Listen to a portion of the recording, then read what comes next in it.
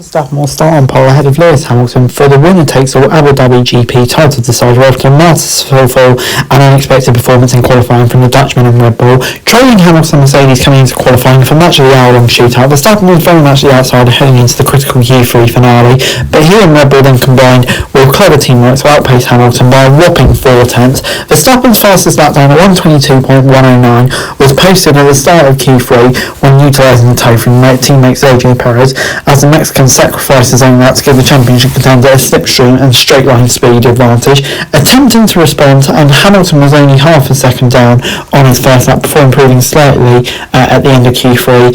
Neither of his laps using the tow. However, highlighting Red Bull's improvements, Verstappen's second effort also would have been good enough for pole before he backed out. Oh yes, roared the Dutchman on the team radio. Didn't expect that one. Amazing job, guys. That was a fantastic lap from here at sector Hamilton. We just couldn't compete with that time. It means the championship protagonist will go into the title decider level on points with Verstappen in front. Whoever finishes ahead after the final round of the season will be champion.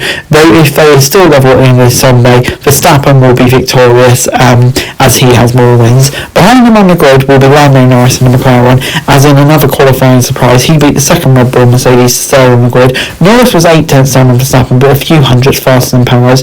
Being another big blow for Mercedes, Valtteri Bottas only managed 6 behind Carlos Sainz for Ferrari. Though Verstappen topped the first practice, all pole signs were pointing towards the form driver in the championship fight in terms of wins at least, as Hamilton and Mercedes stormed clear ahead of qualifying.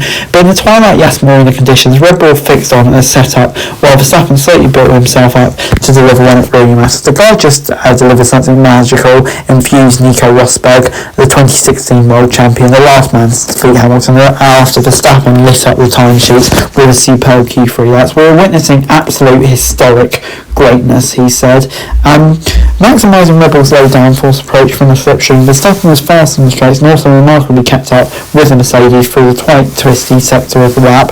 It gives him the crucial pole, given 6 of the last AbuDhabi pole sitters have gone on to win the race, albeit on a different track configuration. If it happens on Sunday, it would of course be a maiden win for Verstappen. It was a slight surprise to see Mercedes not adopt a similar strategy, though Hamilton still has plenty of optimism for the final showdown, not just because he has a front row, but because they will also have a big strategy advantage. Hamilton will start on the medium tyre, which is thought to be the optimum race tyre come lights out, while Verstappen will be on the faster yet less durable stuff. The decision enforced by a small error from the Dutchman. Verstappen and Red Bull had opted for the mediums like Mercedes in the middle portion of qualifying, though, pushing on his second lap after a decent opening. And Verstappen locked up into the first corner and flat spotted his tyre. With no fresh mediums left, his allocation, that forced Red Bull onto a soft starting strategy, which Perez will also be using as he couldn't get through into Q4 without it. Christian Horner assisted Red Bull with 50-50 about going for that strategy anyway, although fellow team boss said I would much rather start on the medium. We have a slight disadvantage on the start, I guess, but we go longer, we go for an aggressive undercut and try to control track position, he said.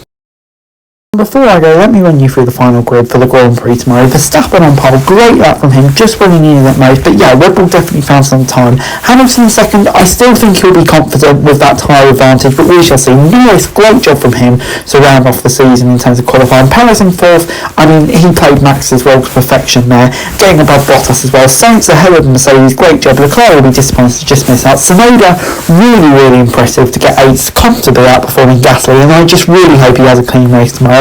Ocon, I think, will be relatively happy with Norris, but Ricciardo and Ted's quite a while off Norris, so that's disappointing. But then you've got Alonso and Gasly. I think both will be very disappointed, especially Gasly, looking at where Tsunoda was. And then you've got Stroll and Giovinazzi 13th and 14th. Stroll will be happy. I think both will be happy to outperform their teammates. Vettel in 15th, and then you've got Latifi in 16th and Russell in 17th. Latifi really coming on strong, and then Raikkonen in 18th. With that crash in FP2, it's not really been an ideal final weekend for him so far, but we'll see what he can perform. And then, of course, you've got Schumacher in 19th and Mazepin in 20th, as you would expect. So it all comes down to this. Verstappen versus Hamilton, dubbed as the decider in the desert, to determine the destiny of the 2021 F1 crown. 9 months and 21 races after it all began with a gripping duel in the floodlights of Bahrain. The championship protagonists are back level on points for the season finale. The race will get underway at 1 o'clock in the UK time, and I cannot wait for it. But anyway, guys, that's it for the video. Thanks very much for watching, and to like, share, subscribe. Let me know your thoughts, comments down below. Follow me on Twitter, link in the description below for daily F1 news, and subscribe to my channel on Scroll, man, that'd be greatly appreciated. Thanks very much for watching. Peace.